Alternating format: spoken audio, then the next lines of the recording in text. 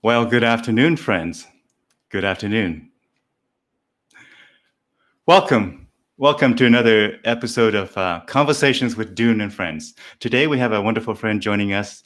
We have Jackie Rainforth from the Calgary area, and we're going to talk about certainly all kinds of stuff. We're going to touch on sales and really how to do sales even in challenging times like COVID here. We're going to talk about confidence and in business as well as in life. So grab a coffee or a tea or your favorite beverage, folks, and we're going to have a conversation with Jackie in just a moment here. But first, let me do a quick introduction of Jackie's background so you know who you're hearing from for this hour and a bit here on this broadcast.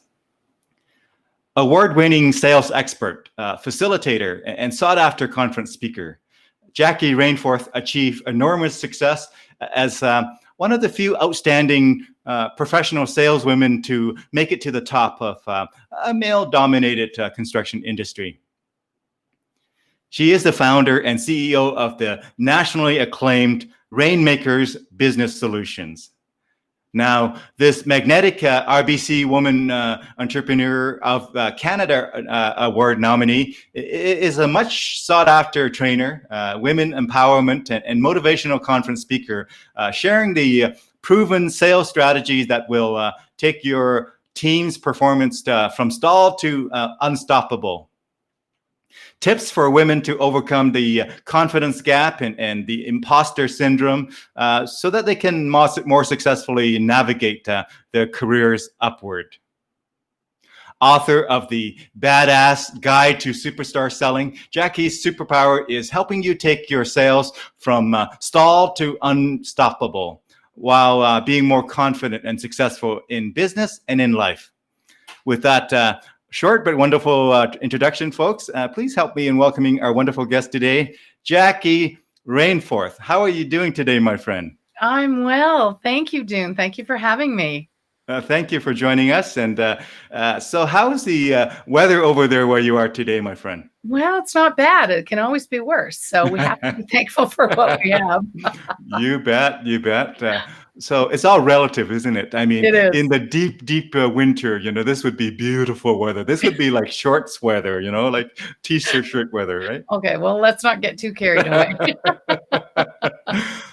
So tell us a bit more about your background. Fill us in a bit on the intro before we get underway with some, diving deeper into some aspects. Tell us a bit about where you came from and your experience thus far.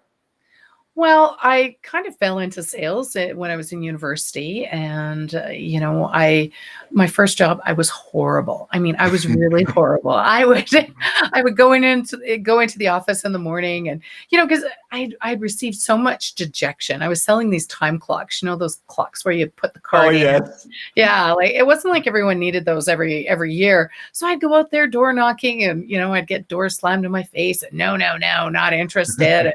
And it took a toll. It took a toll to the point that, my self-esteem, my confidence, everything was just starting to crater. So I would go in the morning and pretend I was working, shuffle some papers and then say, okay, I'm going out to make my sales calls. When actually I was going home and sitting on the couch all day. So and what happened was, I compromised my values, my integrity. I was lying to myself, lying to my boss. I mean, I ended up quitting because I was such a disaster. But I promised myself that I would do it differently the next time. And I knew that confidence was the key to that. I ended up having a great mentor, and he helped me. And from then on, I was top performer at every company I'd ever worked for. So I am a big believer in confidence, big believer in confidence. Yeah. Yeah.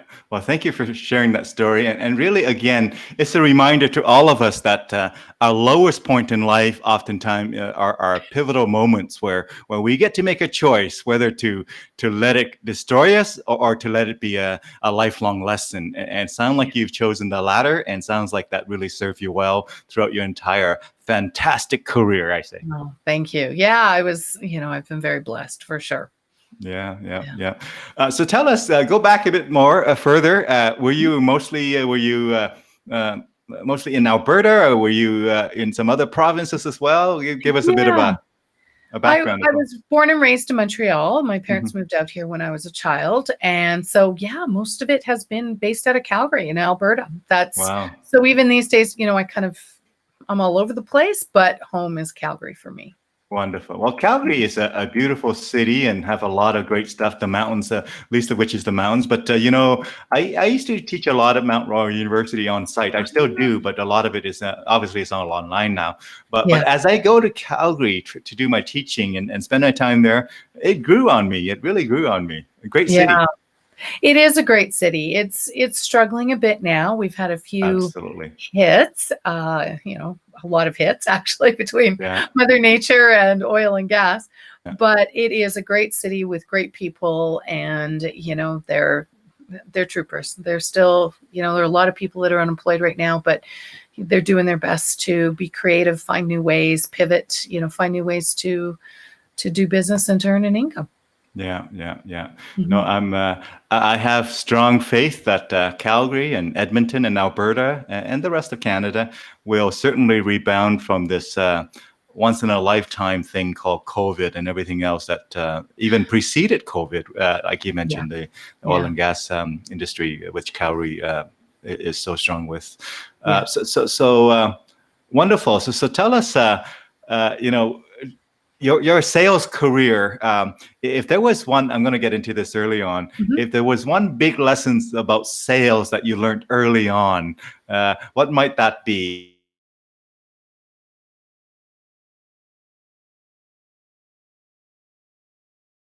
Okay, there's two things actually. One is pushing through the fear, because Hmm. it doesn't matter where you are in your career, you're going to have moments of fear, whether it's, a big meeting with lots of suits. I call it the six scary suits meeting, or whether it's just getting on, having that discipline is the second thing, and being able to just continually make those calls to keep your funnel full, to, keep reaching out, making those connections, and promoting yourself and your business. Yeah. Yeah, yeah. So, in other words, just like any robust career that you spend your time with, hopefully the lessons that you learn there actually contribute to you being a better person. Because I think careers have a way of teaching us some hard lessons along the way. And if we can learn those hard lessons, we can be a better person, I think.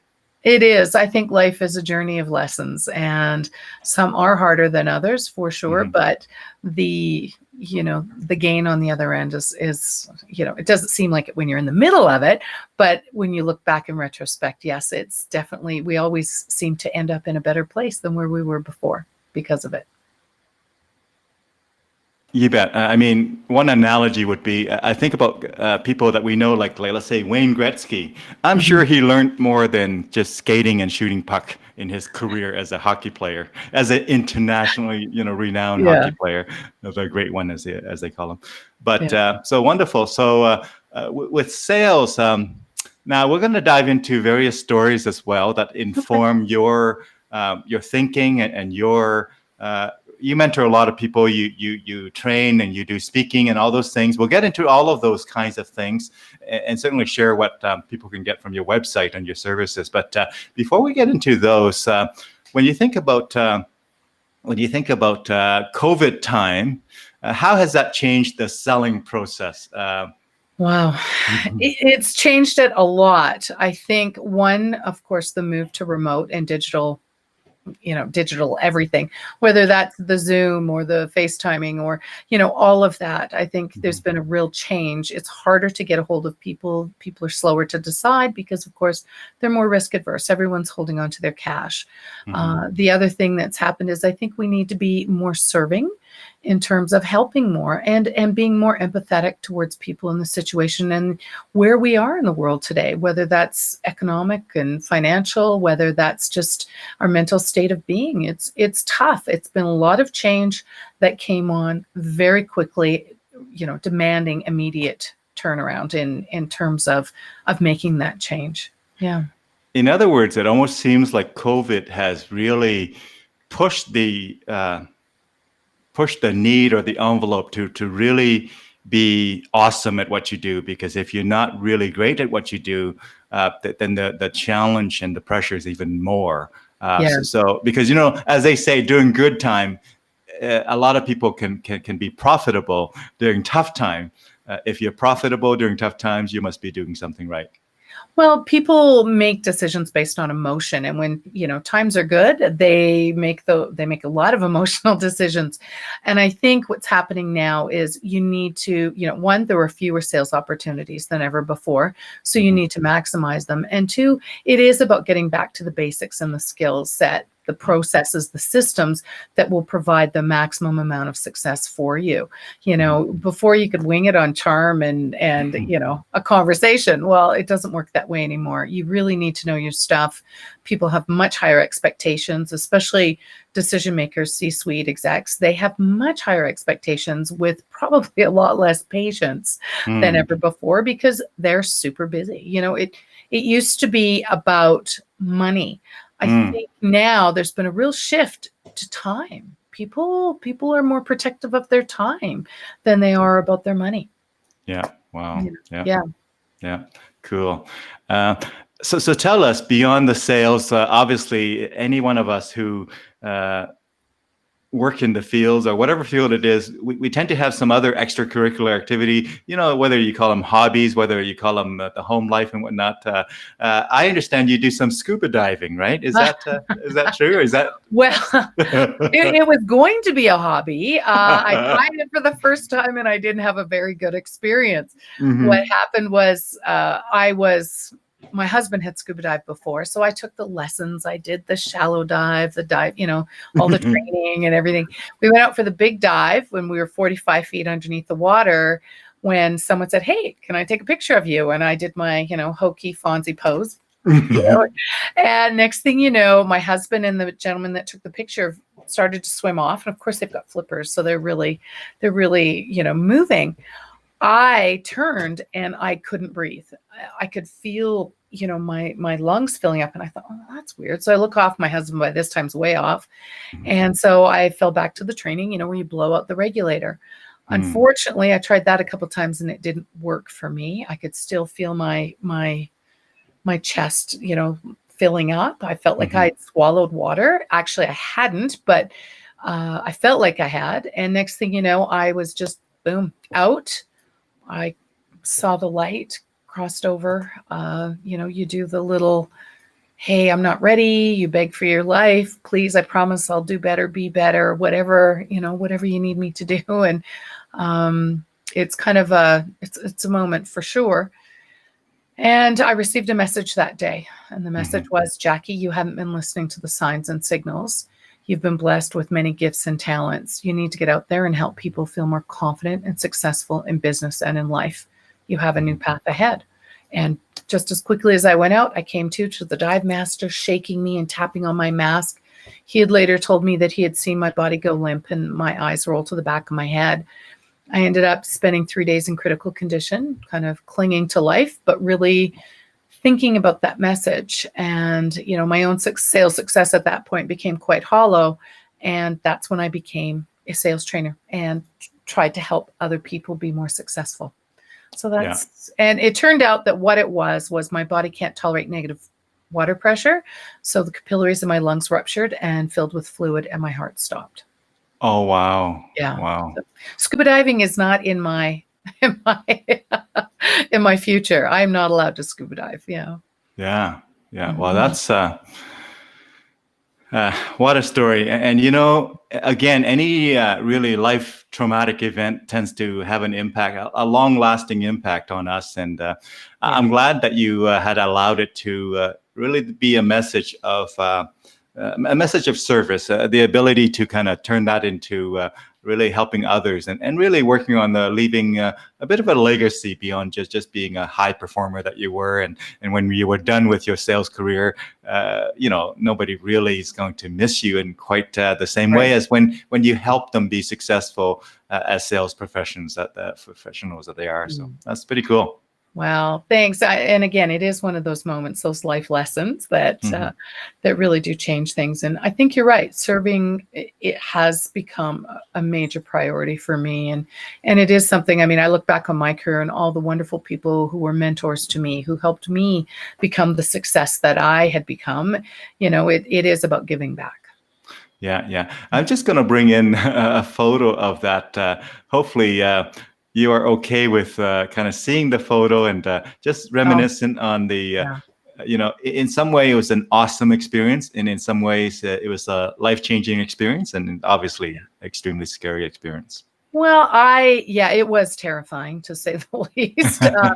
Especially for my husband. I mean, he had to sit there. My body blew up to 3 times the size. I was barely recognizable in the hospital, Hmm. I think it was a lot more difficult for him than it was for me, for sure. But yes, I keep this photo actually on my screensaver. It reminds me every day Hmm. of what's important, and that I'm truly thankful for having this opportunity Yeah. because, you know, this happened back in 2016. It was only a Hmm. few years ago, but it's like it was yesterday for me. Yeah. Hmm. Yeah. Your friend Michelle Oh, LaBelle chimed in, and she said, oh, "Grateful for all the people you have helped, and your service is so important." she's one to talk. She's another one that really helps people. I've been able to surround myself with some incredible people, and she is one of them. Yeah. She helps people break through some, traumatic incidents that they've had in their lives. Yeah. Yeah. Yeah. Oh, wonderful. Thank you for sharing that. Mhm. And as you think about COVID, and as you witness all of the dynamics of COVID, what are a couple of things that's top of mind as you think about your work and your clients and your community? Are there words that comes to mind that you want to share with our viewers who might be? I think it's to stay positive.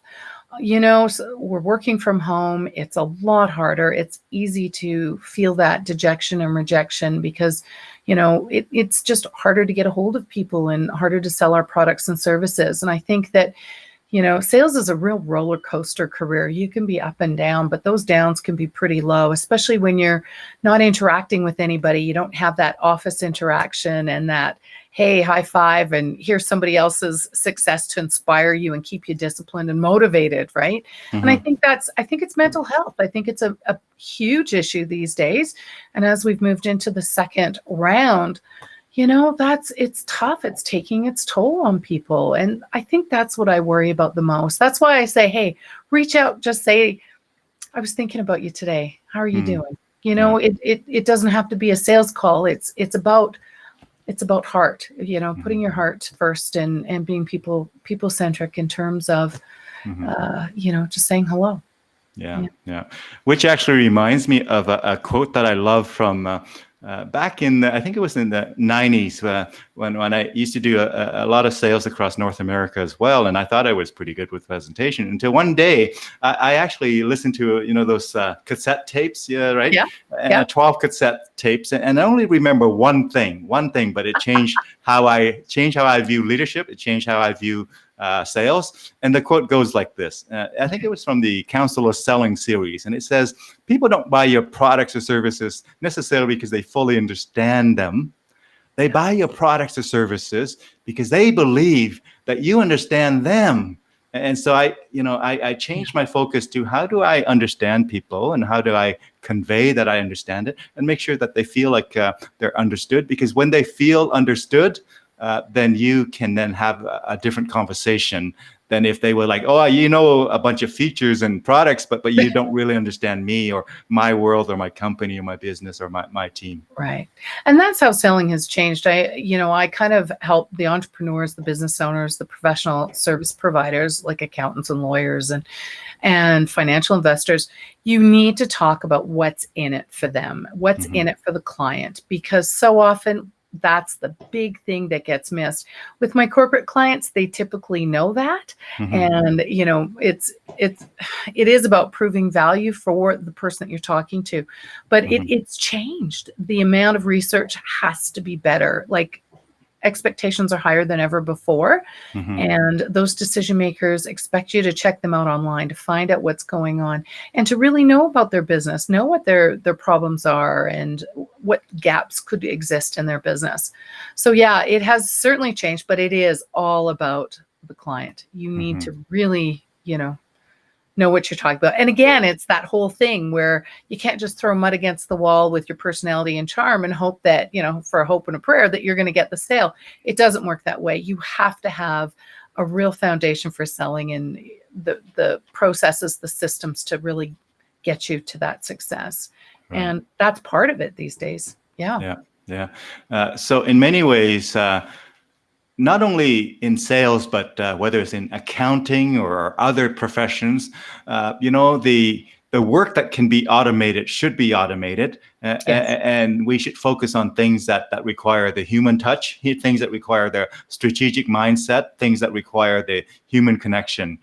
Because if we just keep ourselves busy with those tactical and what I'm going to call things that could have been automated, then we're not going to be able to compete very well, right? Right, exactly. And it's interesting. It used to be, the B2B, the business to business, or B2C, the business to consumer. Now it's shifted to P2P, person to person, people to people.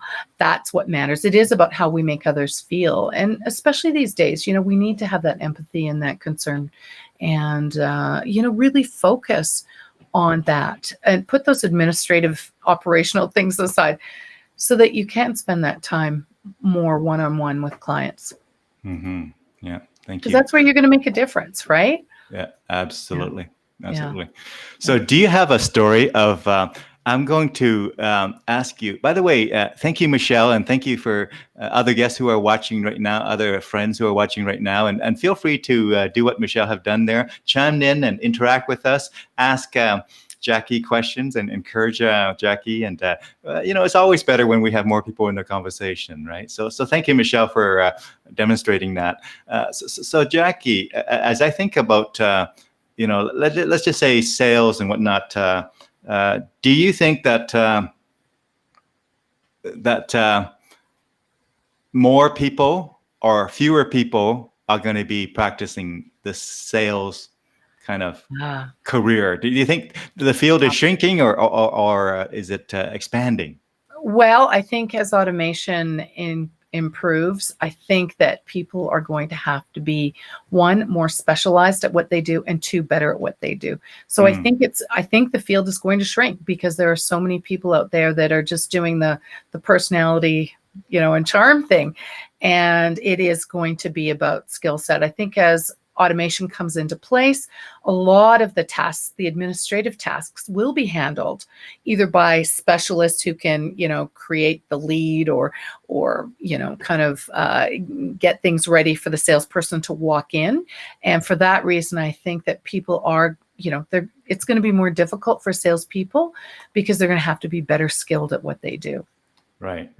So whether it's online purchasing, whether it's direct, all of those, what we call simple transactional things are going to be relegated to, they can just go directly. They don't need somebody to help them make the decision. They don't need somebody to advise, and they don't need somebody to influence. So it's going to be, again, those higher end kind of a higher value activities, I think. Yeah, I think you're going to see a real shift from, right now, most sales organizations have a lot more outside salespeople and they've got fewer inside. I think there's going to be a shift with that because most people have, made up 70% of their mind is made up before they even contact salespeople, because there is so much information and knowledge out there, and they research, they check out the product before they know what they want by the time they come to see you. So again, there's going to be a shift. Inside salespeople will be in demand a lot more because people will be using, the internet to purchase. And then I think the outside salespeople it's going to be a higher caliber, both in terms of the type of sale that it is, whether it's dealing with just decision makers and higher end executives, and bigger profitability, bigger risk, bigger margin, bigger sale. Yeah. And do you agree that that phenomenon is applying itself all across all pretty much every industry and pretty much every discipline, every profession, dare I say? Yeah. You know, we call it the age of excellence and the age of 24/7. Hmm. People want to be able to get a hold of somebody immediately, and they want answers immediately. And they have a higher expectation so that when you call in, they don't want, they want that personalized service where if they phone in and they talk to the first person in the line, maybe it's the customer service person who transfers them to another department, they want to make sure that that information goes to the next person, right? They don't, Hmm. the person phoning in, the consumer doesn't want to have to repeat everything all over again. The expectation now is that that will be communicated within someone's organization. And because again, it's time, right? Everyone is very, very protective and conscientious of their time. Time is becoming the big commodity right now that people are really valuing. Time, and perhaps also what I'm going to call the experience, that they are very demanding about the experience that they have while they Yes. spend the time with you, Yes. right? Yeah. Yeah. And you know what? In a way, we've kind of created our own our own nightmare because a lot, I know I phoned into places and the customer service level has been horrible, or Uh-huh. you can't get through to someone, or, you have to go through 10 different dial tones before you can get to the right person that you need to talk to.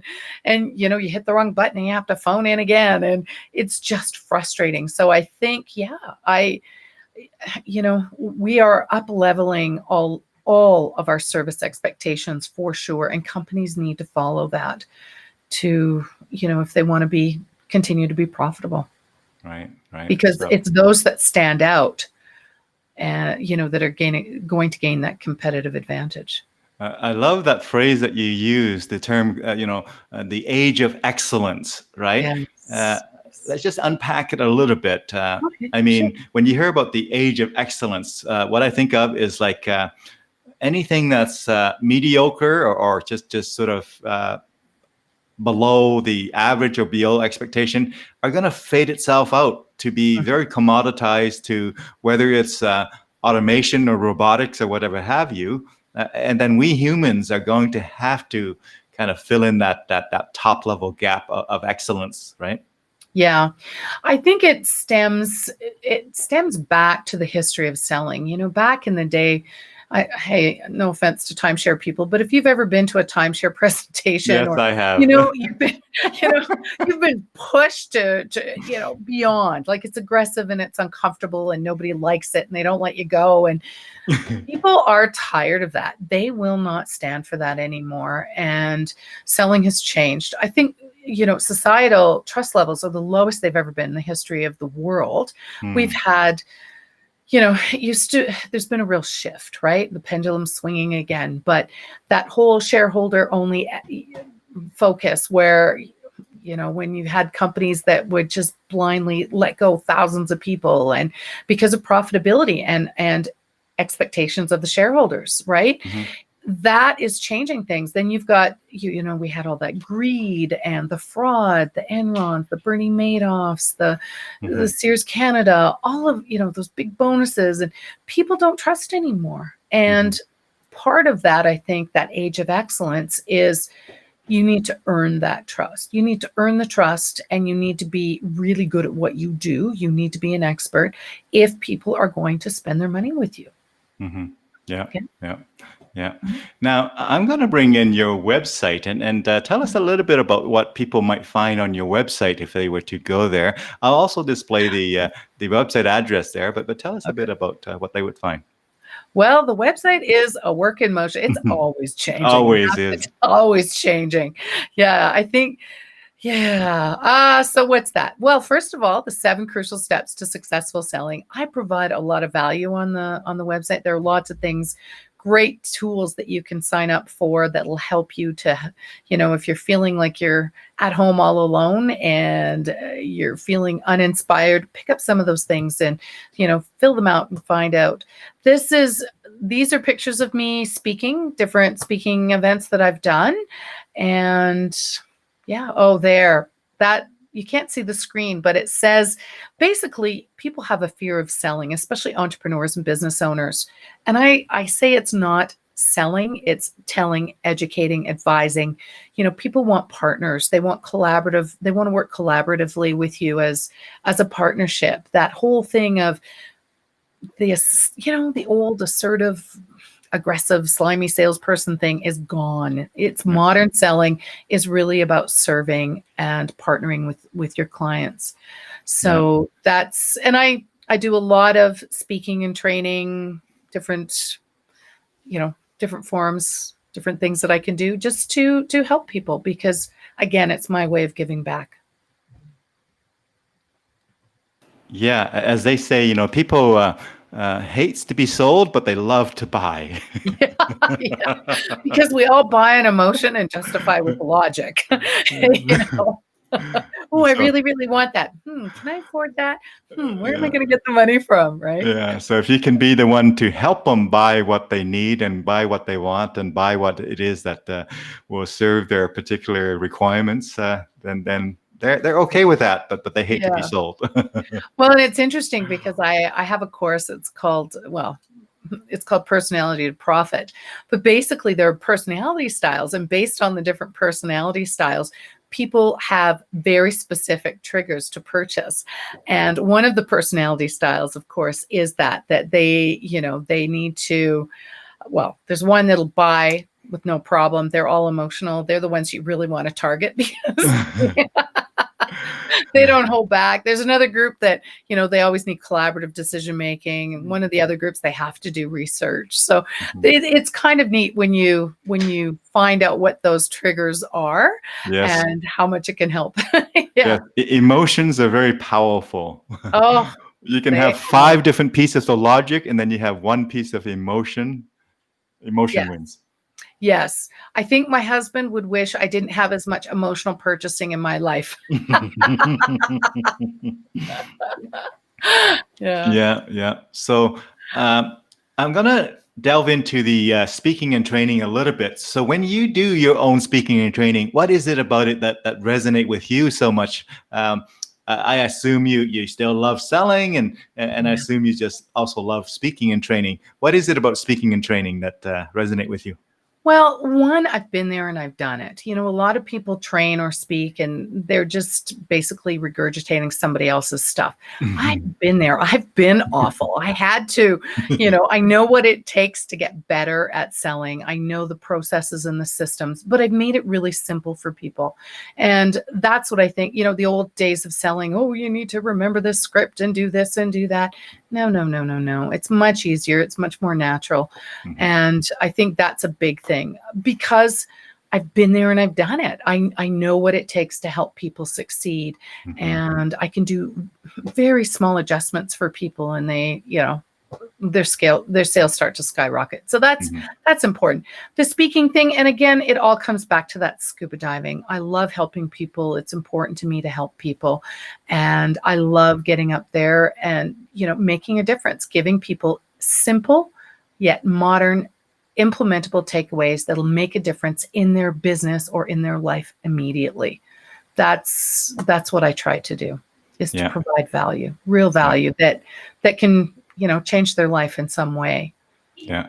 Now you shared a bit of a low point story right at the beginning of the conversation here about your early day of sales, and you literally had to basically just sort of fake it at work and then come home and just felt bad about it. But thankfully, you rounded the corner, and it's all been great since then from a sort of a career discipline kind of thing. But tell us, what would be a highlight of your career if you think at this moment in time of a bit of a highlight story? Do you have one of those to share, and maybe explain why it's a bit of a highlight for you?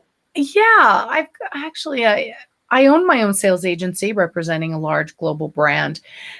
I was in the construction industry, so there weren't too many women, and certainly there weren't too many women that own agencies. I was one of very few, actually. I don't know if there were any others, but there were a few others, but it wasn't a common thing.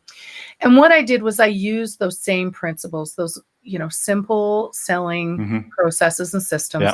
I trained my people, and we ended up absolutely turning the industry over, because we increased the sales by 280%. We're talking tens of millions of dollars in 4 short years. And as a result of that, RBC Bank nominated me as one of their Women Entrepreneurs of Canada. So that was a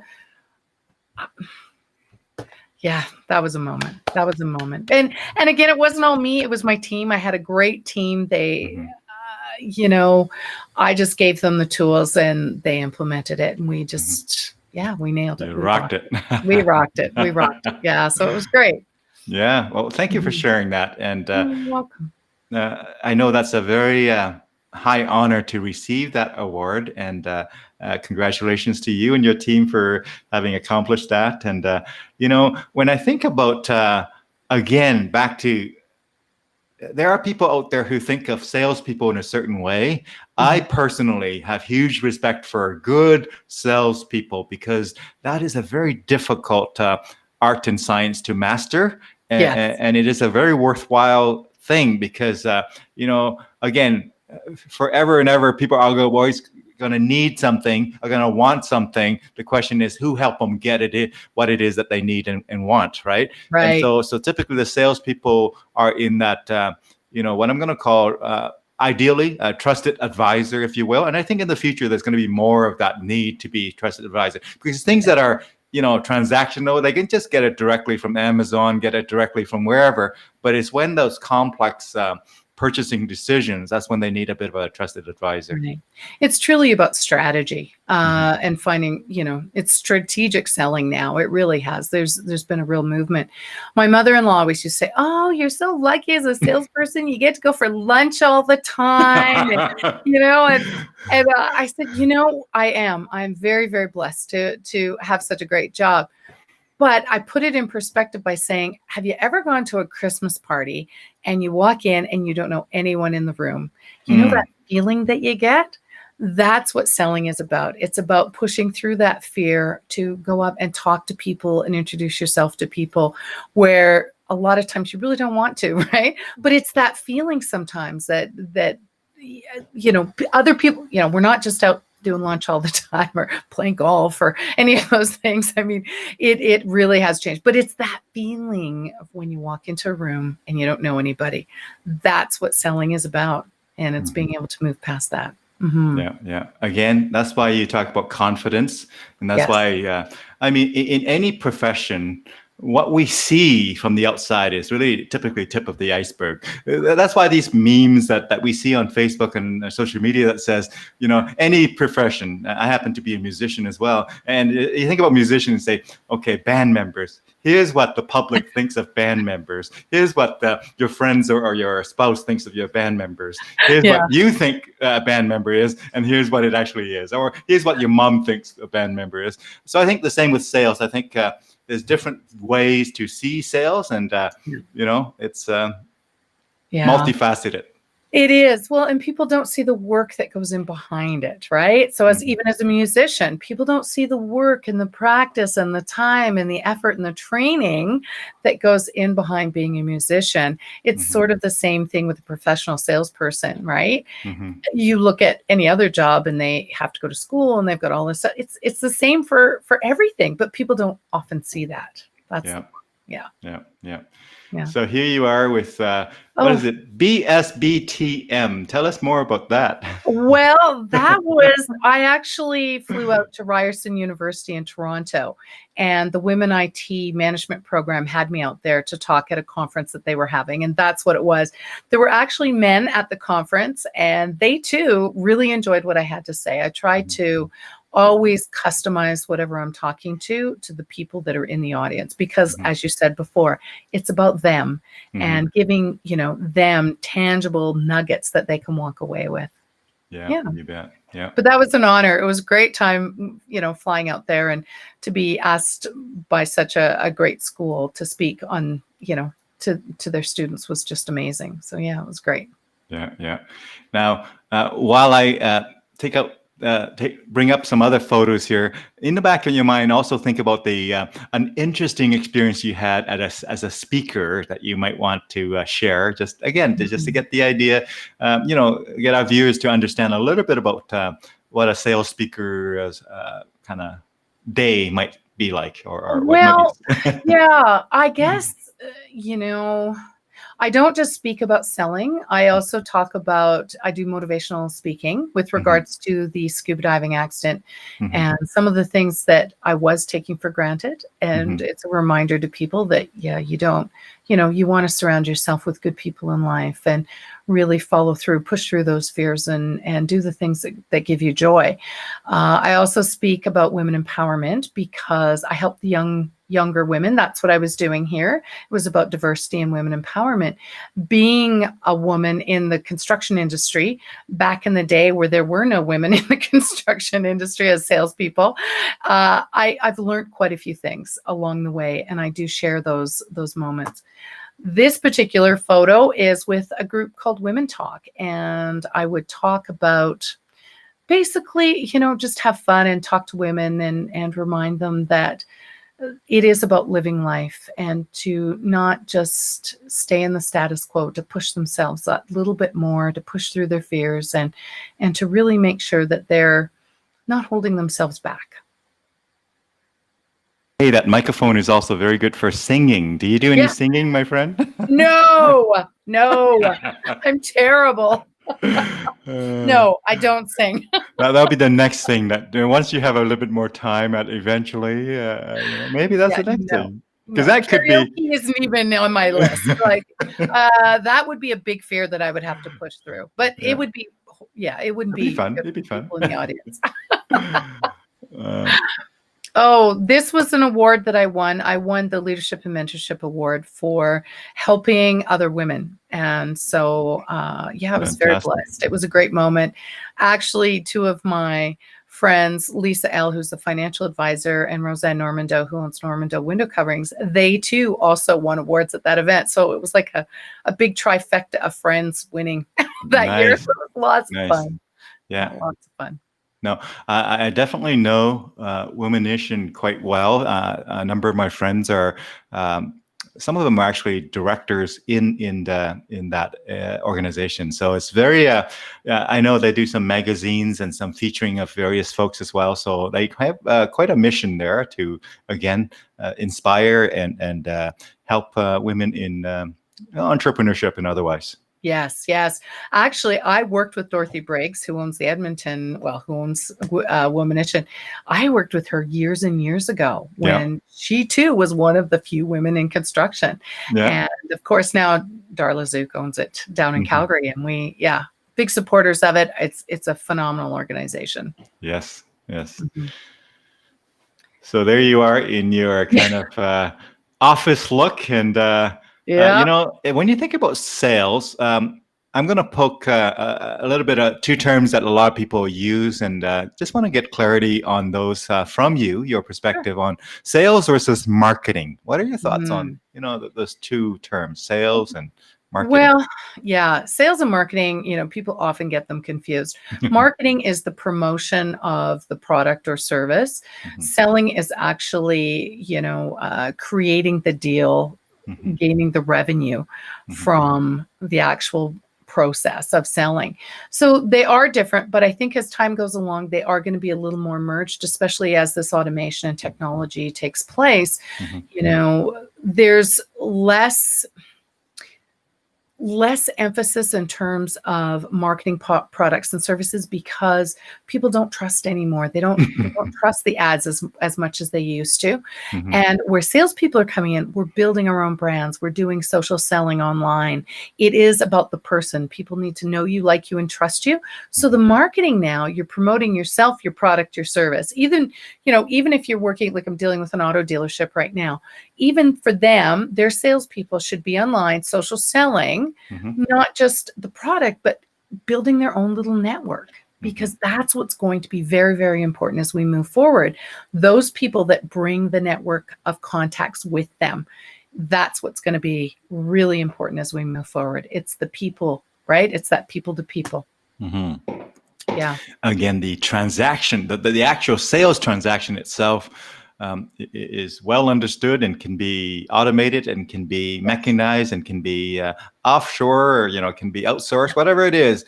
It's that again top end top end work It's the that you need to do. relationship. It's the Yes. relationship that leads to the sale. That's the most valuable part of it. Yeah. Yeah. And that's why after sales service and after sales relationship is also important. Talk a little bit about that. The idea of after you finish the sales, are you done? Yeah. No, no. A lot of people do. Like, think about, oh my gosh, how many people buy a house, then you never hear from the realtor again, right? Like, it's the biggest purchase decision you're going to make in your life, and you never hear from them, or maybe get a fridge magnet or something, which is great. But I think there's so much more, as people are looking to build long-term loyal and repeat clientele. It is about the fortune is in the follow-up, as Jim Rohn would say. And 24% of the sale is actually in the follow-up afterwards. Like I said, there are 4 personality types. There's only one type that'll buy right away, immediately. The other types, they need time to process. They need time to make that decision. And so often, people don't follow up. Or how many times do you get one, they follow up once and then you're busy. So they never follow up again. Follow-up is becoming much more important than ever before. Yeah. I mean, I think at the farmers, they probably understand a thing or two about sowing seeds and nurturing it and feeding it, and recognize that some of those seeds may not evolve to anything that you can harvest. Recognize that some of those seeds may take a long time to be developed. Some of those seeds are wiped out by storm. But you can't be harvesting if you don't sow some seeds long before you need to harvest. Well, agreed. Totally agree. You reap what you sow. And there are 2 changes that have happened in terms of decision making. One, they're much more collaborative. So companies aren't relying on, just 1 or 2 people to make that decision now. There are more people, because they're trying to reduce risk. More people will be involved with that decision. And the other thing too is that it's taking people longer, right? They are risk adverse. So it's going to take them longer to make that decision. There has to be a lot more follow-up than ever before. And, people think that we call it ghosting, that they've been ghosted. So the person doesn't want to talk to them. Oftentimes you need to phone back at least 3 or 4 times, just because people are busy. We cannot make the assumption that people aren't busy, that people aren't interested. You have to absolutely keep pushing through until you hear, no, not interested. And even then, you can put them on a top of mind list or something like that, just to stay around, right? Top of mind.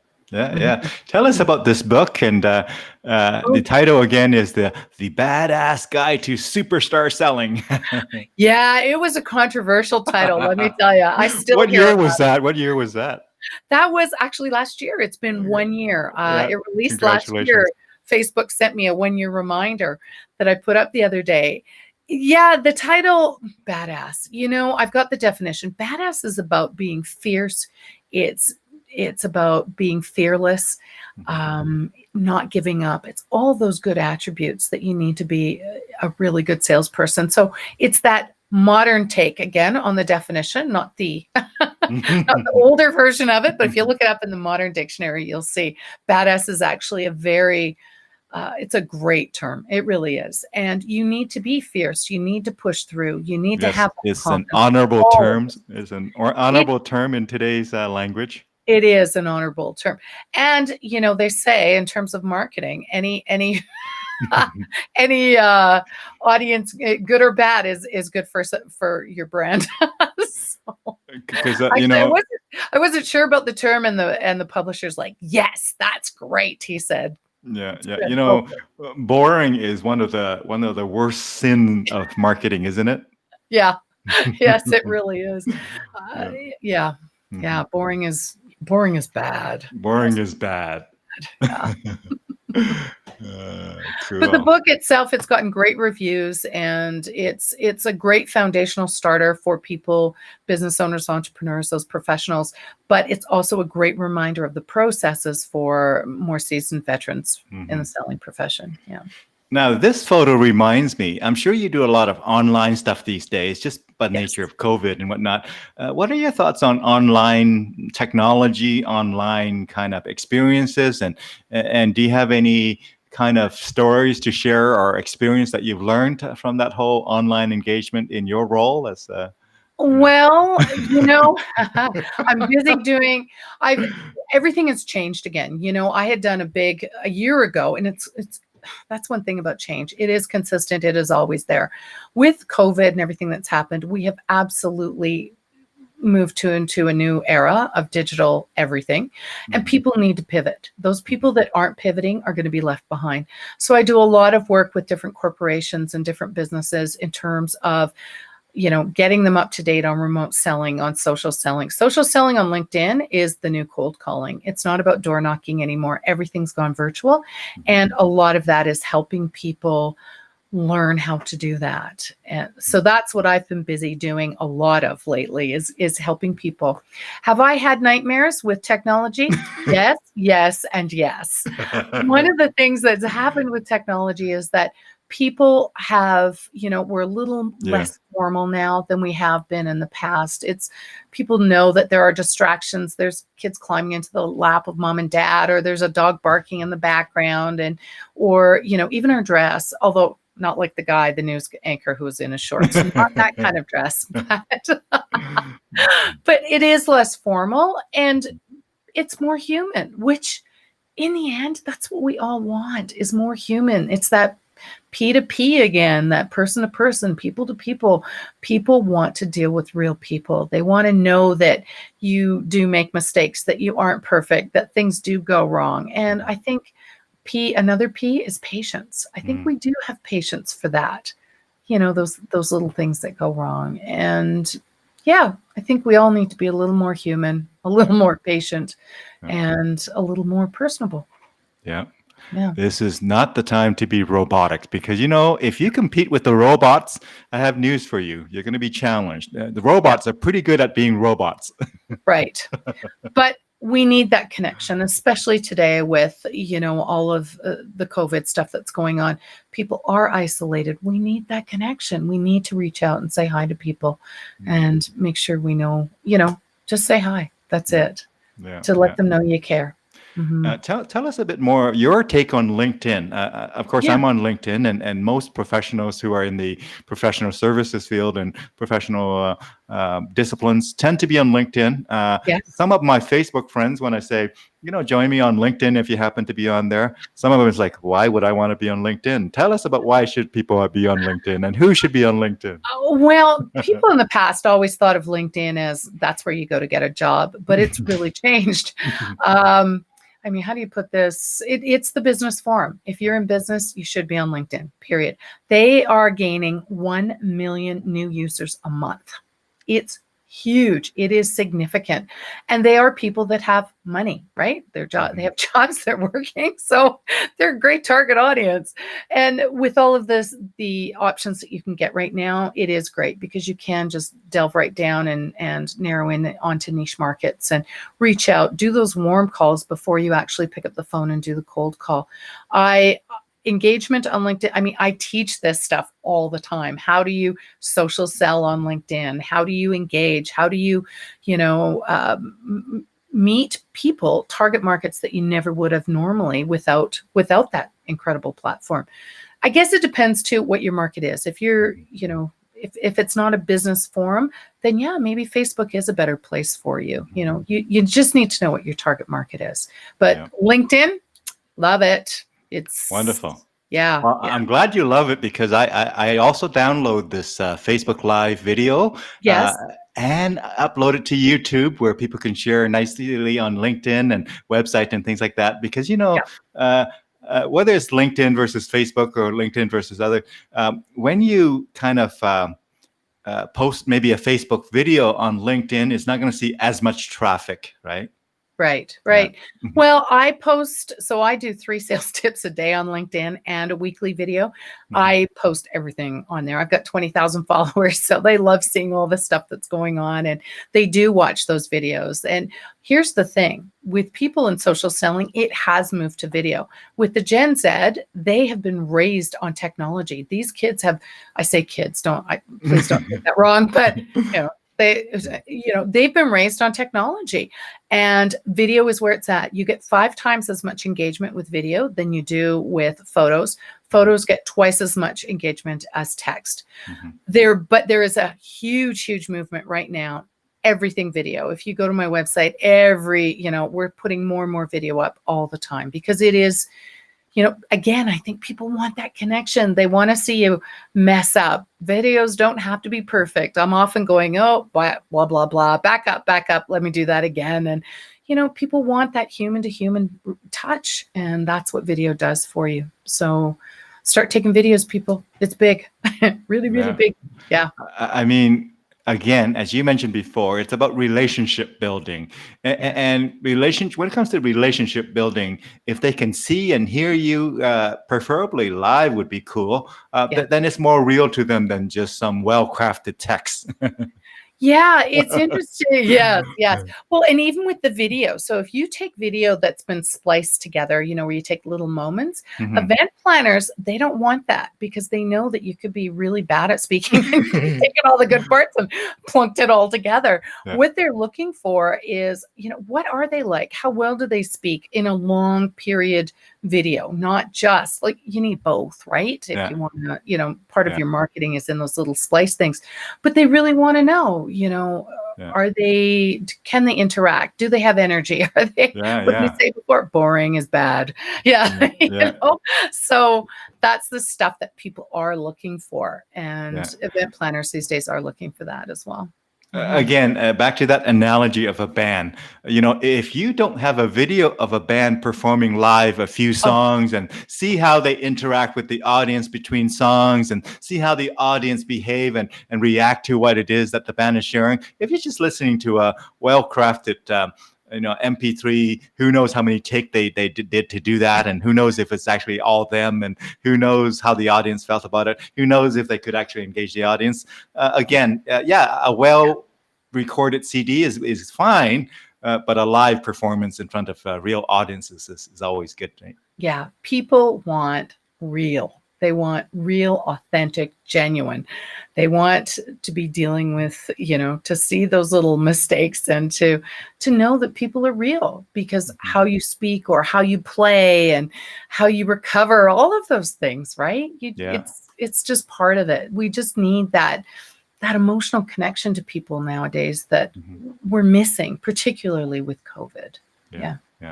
And again, when they see us recover from, whether it's mistakes or accidents or incidents out in the field, out in the line of work that we do, the recovery is actually a very insightful piece for them to watch, right? It's like, everybody bumps into problems. The question is, how do you deal with the problems, right?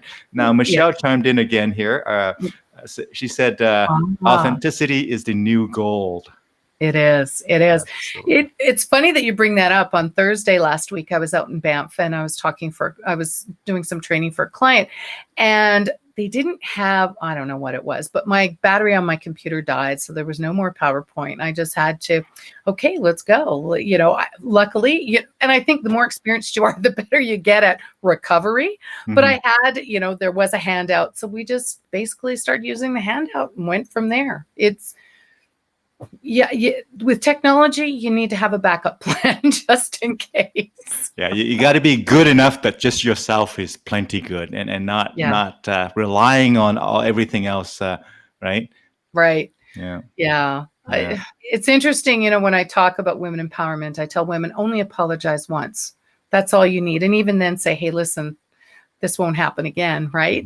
But when you keep going on and on and on and on about it, people, they get stuck in the apology and they don't move forward in their thoughts, right? It's one of the things. So just say, hey, sorry, we're going to move forward. Let's keep going and just keep going. That's it. That's how you recover. In other words, we have a role in shaping what people think of us. We do. And I think, everything these days with digital everything, it is everything we do and say is out there for the world to see. And it is about, knowing, even with for instance, I do a ton on LinkedIn. People still want to go to my Facebook and see, well, what does she do in her spare time? What are her thoughts on things? What's important to her? And I think we all feel that way. We always want to know more about the people that we're interacting with. Mhm. And so social media is big for lots Yeah. of reasons. Yeah. And I say there's a saying that says you learn more playing with somebody for 20 minutes than you do working with them for a year in some cases, because when we play and when our guards are down, our true kind of self reveals itself, that perhaps might be hidden during the quote unquote professional settings. Yeah. I'm hoping that through all this, the world becomes a more playful place in terms of authenticity and genuineness. I really do. That's my hope. I know that, for me, that's always been it's been a struggle actually from my childhood to play, but that scuba diving incident changed everything for me. And I do play a lot more than I ever used to. I don't worry about the little mistakes and the things that we do. And, life's too short, people. Life is too short. And I hope that everybody plays a little more out there and shows a little more of their true self. Yeah. And as I say to, I would put this post on social media. I say, our career is much bigger, much more than our job. A career is much more than our job, and our life is much more than our career. Yes. I was guilty. I wrapped my whole self-identity around my career and the success that I had. I ended up breaking my foot. And this is another crazy story. I didn't just break my foot. I crushed my foot. And as a result, I had to have 2 surgeries, but I couldn't walk, weight bear, drive a car for 7 months. Yeah, it was life altering. And then of course I couldn't work. Right. And after that, it took me about 2.5 years to physically recover from it. But the emotional toll of not having that job as my identity. And I think a lot of people, as they retire, they suffer from that. And that's one of the things. I'm doing a TEDx talk, and that's what I'm going to be talking about is bouncing back from that to make sure that you do have more in life I had to learn who is Jackie without the job, without the success. And it was a really long, another one of those journeys, one in retrospect that I wouldn't trade for the world. But at the time, oh my goodness, it was tough. It was tough. And I think you're right, Dune. I think it is about playing and not being entirely wrapped up with the job. Tell us a bit more about your TEDx talk. Now, I'm so grateful to be hanging around with folks who can just say, just roll off their tongues. I said, I'm doing a TEDx talk. Tell us more about that, my friend. Well, I'm preparing for it. It takes 6 months to a year to properly prepare for a TEDx. Again, one of those things that we were talking about as musicians, that's behind the scenes that you don't know about. I know they get up there and they just talk, and it looks like, they just get up there and wing it, but they don't. There's actually 6 to 12 months behind a TEDx talk. And I do want to talk about job and self-identity and, and the loss that people feel. So many people these days are losing their jobs. They're having to change out of necessity, not necessarily want. And, it's okay. It's okay. Things, when we're in it, it feels like it's the worst thing that could ever happen. But again, like we've been talking about throughout your whole show, in retrospect, it's okay. Good things, it oftentimes turns out to be better. But yeah, that's what I'm talking about in the TEDx talk is it's not the end of the world, that everything happens for a reason, and pivot and change is a good thing. Wonderful. Well, thank you for sharing that. And I hope, certainly I'm looking forward to seeing that and listening to that. And I think the world, as you mentioned, can benefit from really more humanity, if you will. Now, my background is, again, certified management consultant and university professors or instructors in several universities, a lot of corporate training, a lot of management consulting company with lots of employees and whatnot. So given that background, there was 11 years when I was too busy for music, no music. No Ah, music. And then when I turned 41, a number of years ago, when I turned 41, I made a deal with myself. I made a decision that says I'm not going to let my passion for music be always displaced by business or displaced by professional activities and whatnot. So I got into music big time and really kind of almost making up for lost time. So I played in good for several you. professional bands. I still do a lot of university teaching, corporate training, and kind of speaking and business. But really, the music has been cranked up, on purpose. Well, that's good because I think, and again, that's my whole TEDx. That's what it's about. But one, you're a very smart guy, and thank you for having me in your world. I appreciate that. But you're right. I think that as maybe it's age and wisdom. Although, you know what, I must say, the millennials, they get it. We kind of grew up in that Yeah, boomer mentality of work, work, work, right? yeah. And the millennials, they get it. They have a better balance, I believe, than we do in terms of protecting that family time, spending time with their families, and not being work, work, work driven all the time. So good for you, Dune. Been You should there. start the show with the tune and end it with the tune. Yeah, been there, done that. Bought the T-shirt. There was a time where my business was, as you mentioned before, my business was my identity, and Yeah. it was, I remember starting the business in 2006, and I remember starting my MBA back in 2001. Actually, a few days before 9/11 was when I started my MBA, Wow. and did all of that stuff, and it was. I enjoyed it, and I was serious about it. But at one point, I just came to a point where I said, if this is all I did for the rest of my career, how happy would I be with that? And I decided that, I'm going to make time for music, and I'm going to also make time for teaching and training, because prior to that, I sort of put that aside as well. And I was so focused on, again, management consulting and getting work for my management consultants, who are mostly employees, and 12 of them. And, when you have a 12 management consultants to kind of do payroll for and to keep busy, you got to do a bunch of stuff, right? Yeah. RFP responses, blah, blah, blah. Yeah, it's a lot of work. Yeah.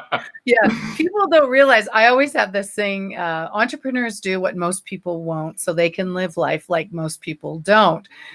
I don't know if people realize what's behind an entrepreneurial, career. So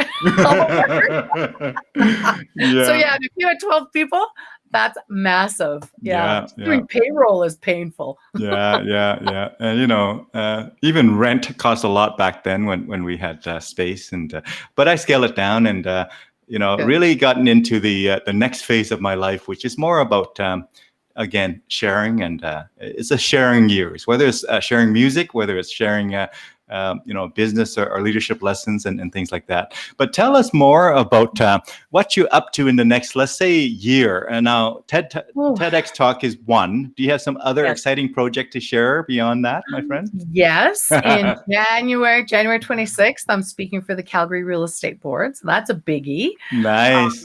Yeah. And I've done this real shift to help people pivot to digital. So I've got a whole program on, everything digital, how to social sell digitally, how to move out of, I guess you could say, the old way of selling to today's method of selling, methodologies of selling, and creating that brand, creating that network. So that's been the big thing. That's what's going on. And then I've got customers. Right now I'm dealing with an auto dealership, property management company, an investment firm. I'm doing a modular company. There's lots of stuff I've got on the go. So I'm blessed. Thank you for these days. Thank you, customers. I appreciate business.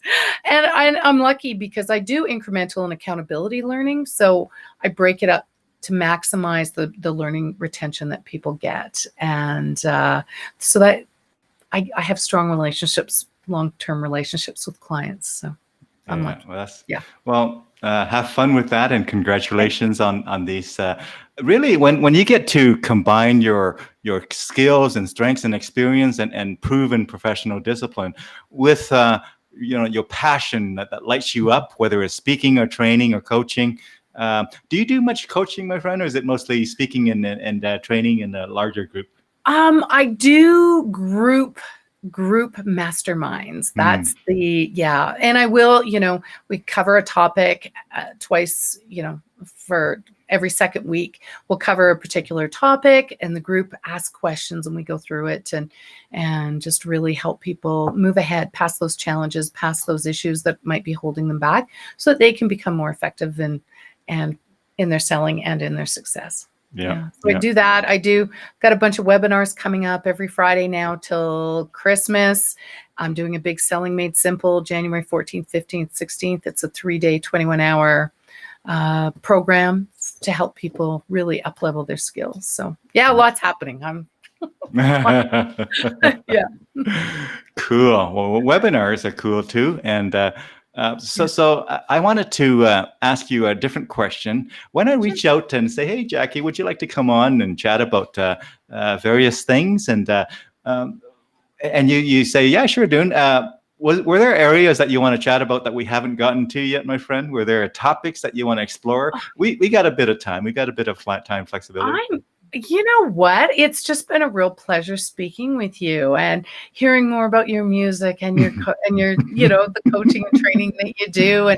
And again, I think it's about building those relationships. So there's nothing really pressing and in my world. Again, it's that P2P, just getting to know you and how nice that Michelle came on and was brave enough. A lot of people aren't very brave and they don't like to put themselves out there on those social media channels. I have lots of followers that follow my stuff, but very few actually take the time to write down comments because there's that fear. It's part of that shift and that pivot, the fear of social selling, of putting ourselves out there for the world to see, Yeah.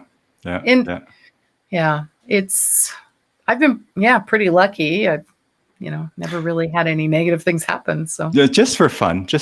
Out of all of your speaking engagement, speaking/training, do you have a funny mishap story to kind of share? I talk to a lot of speakers. As you know, I'm a member of the Canadian Association of Professional Speakers, CAPS. And so when I speak to a lot of my fellow CAPS members, I ask them this question, and some of them have some pretty kind of fun or funny stories. Do you have one of those mishaps that you're willing to share, my friend? I don't. I lucky me. I mean, the only thing that's gone wrong, I've had, sound go wrong, which is bad. The sound that the hotel had wasn't very good.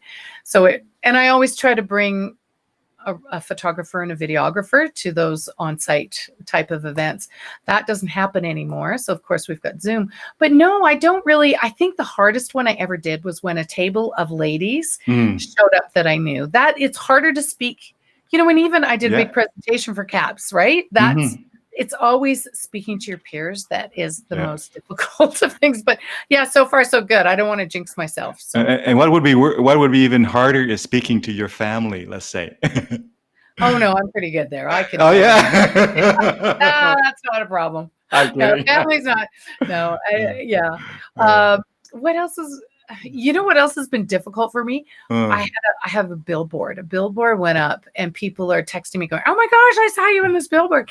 I thought, yeah, that's all everybody needs is a 20-foot Jackie looking down on them. That one's been a little uncomfortable for me too. There you go. I bet you a lot of people haven't had that experience of having their face and photo on a big billboard in Calgary, I presume. Yeah, just past Cross Iron Mills. Yeah, I was lucky. I've got an angel out there who was very kind to me, but it is to stand out there and have your picture taken with this giant billboard is something else, and to see yourself and people go, oh my gosh, I was driving and I saw you on this billboard, and you're like, oh yeah, I know. You should take that photo and have a caption that says "meanie me," and let them figure out which one is the meanie you. Yeah. But it's amazing, you talk about marketing and brand. I mean, the views on my website just skyrocketed with it. So to all the billboard companies out there, you're doing a great job.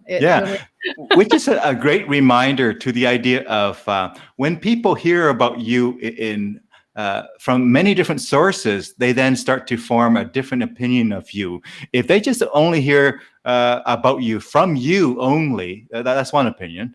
If they hear about you from you and from your customers, okay, that's another, great addition. But also from your customers and your peers, that's another addition. But also from other, kind of credible organizations. I say to people, if you build connections so that the people who are in the organizations that matters to you, if they actually, let's say various people know about you through different channels and different contexts and different again, context, then the impression or the relationship or the perception is a lot more robust, right?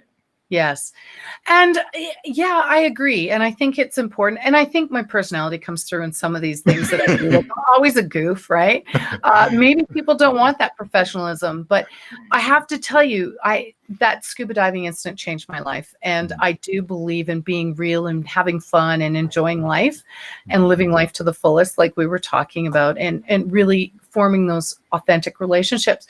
So I think those other things do show me being kind of goofy and laughing and having fun, and, not just my professional persona that I put out there when I'm in front of a client, right? In other words, confidence, which is one of the topics that you train people on, and confidence doesn't mean perfection. Confidence is the ability to be so confident that you don't take yourself too seriously. In fact, that's great. That's really good. I always think of leadership as courage. So you're right. Confidence is about not taking yourself too seriously. And, in the past, I know prior to the scuba diving, I was so serious about everything. And I didn't know how to play, and I didn't know how to have fun. Well, I did, but do you know what I mean? It's a much bigger priority now, for sure. But confidence, it is being able to push through and not get hung up on those internal tapes that go on in our head, Yeah. I have a quote that I often share on social media, and I say, confidence is more powerful when it is mixed with the appropriate dose of humility. Yeah. So you can be so confident in your craft, but if you also show humility, then it really, again, back to what you said earlier about the know, like, and trust, right? People trust you, I think, even more when you display extreme confidence with the right mix of humility. The right mix is the key. So we all have to kind of figure out what is the right mix for each one of us at our career junction, right? Well, it's interesting that you brought that up, because I probably, before the scuba diving accident, I probably had a little too much ego. I know I had too much ego. I really did, because, it's those knocks in life that really give you a proper perception on life, and it is nothing like death to kill your ego. That's for sure. But I also think that ego can sometimes be a lack of confidence as well, right? You bet. That we put on the bravado, the show, and so I think ego is it's a double-edged sword. It really is. But I think a lot of times ego is there. It is a bravado, a false sense of bravado. Yeah. And but you're right, humility and being honest, authentic, and real is definitely. And it has this value. I mean, ego or confidence allow us to propel ourselves to a certain level and allow us ourselves to believe in ourselves. And some of that is good, but then it needs to be balanced with the idea of at some point in our career, in our life, we realize that we're good enough that we don't need to prove every moment of the day to somebody. Exactly. And again, it's one of those huge life lessons, right? Yeah. I'm good enough the way I am. And if people don't like it, that's their issue, not mine. Yeah. Have you ever listened to somebody who starts the conversation and you perceive them a certain way based on what it is that they share with you? And then as the conversation goes on, they share a little bit more. They just throw in a bit more, and you learn a little bit more. And you say, oh, wow, this person is more qualified than I thought. And then as the conversation goes on, so that's one way of doing it. Whereas some people, when you meet them, they just wanted to impress you on everything that they know, every credential that they have. There's nothing left anymore to discover. Mhm. That, then it's not as powerful. I think, trust and confidence gets built slowly when we build relationship. Just enough about me to kind of get us kind of rolling here. And the idea is that as we spend more time together, there should be more that you would learn about me that would make, again, us more endearing to each other, rather than trying to establish that all on the first minute. It's like trying too hard, right? Yeah. And, that's why rapport and relationship building is so important these days, right? It really is. You don't want to come across with all bravado. It is about the other person and what you can do for them. So yeah. So wonderful. Again, thank you so much for spending the time with us today. And again, thanks our viewers who are watching live, as well as those who watch later in the recorded version. And again, it'll also be on YouTube as well, and wherever else you share this. But thank you, Michelle, for chiming in as well. Michelle LaBelle, and your Michelle good friend LaBelle. there. That's not the best name ever. Michelle LaBelle. That could be a song. In fact, there was a song. It is a song. There you go. Michelle LaBelle. There you go. So as we wrap this up, this is what I'm going to do. If you want to sing, feel free to sing us out, and that would be a great way to end the conversation. No. Some of our guests do juggle. They do juggle or stupid human tricks. Anything goes here. Anything goes here, right? So again, thank you so much, Jackie. Folks, you've been listening to Jackie Rainforth, and she has lots of wisdom to share, both in the sales and successful sales practices and strategies, as well as, again, confidence and success in both business and life. And so, again, her website was displayed earlier. It's in the show notes, as well as in the advertising poster. Feel free to, again, visit her website and reach out to her. But again, till we meet again, folks, have a great afternoon or morning or whatever have you. Take good care of yourself. Take good care of one another. But I'm going to turn it to you, Jackie, to take us out in whatever way you like. And you can take as long as you like, or wrap it up quickly, however you do that. But thank you so much. Well, okay. Well, thank you for having me, Dune. All I would say, as I sign my books, I say, dream big, push through fear, and be badass in all that you do. Thank you so much. You're If you welcome. could hang around in the green room for a moment, I'll give you a high five in there. But thank you again, Jackie. Okay, take care. Thanks for having me. Thanks for joining us, Jackie. Okay.